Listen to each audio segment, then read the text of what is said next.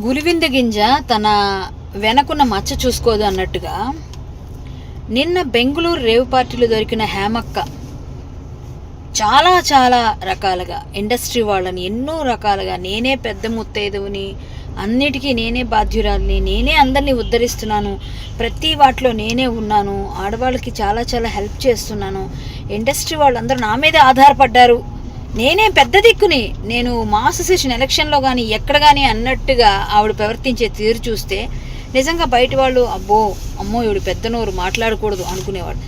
ఎవరిని వదలకుండా పిచ్చి పిచ్చిగా అందరినీ ఏదో విధంగా గొడవలు చేస్తున్న ఆమె చేసినవన్నీ మనం చూసాం.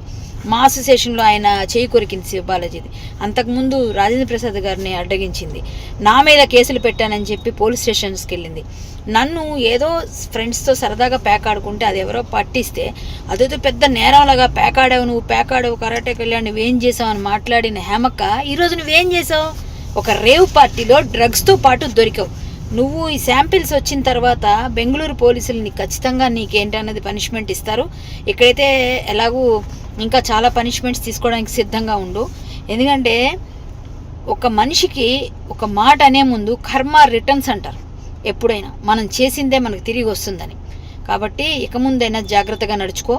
దేవుడి దయ వల్ల నీకు ఆ డ్రగ్స్తో ఏ సంబంధం లేకుండా, నీకు ఏ శాంపిల్స్లో ఎటువంటి ఇది లేకుండా నువ్వు ఉండాలని నేను మరొక్కసారి దేవుడిని కోరుకుంటున్నాను. Good luck. ఇంకొకసారి ఎవరి మీద నోర్లు పారేసుకోకుండా ఆడవాళ్ళని అలాగా ఇలాగా అనకుండా ఉంటే బాగుంటుందని నేను కోరుకుంటూ. హేమకు అర్థమైంది ఇప్పటికైనా? అదే నేను ఇప్పుడే వీడియో బయట తీస్తున్నాను, నిన్ను కూడా లైన్ లోనే పెట్టాను. ఇప్పుడు నువ్వు ఏ ఛానల్లో వర్క్ చేస్తున్నావు? తెలుగు వన్.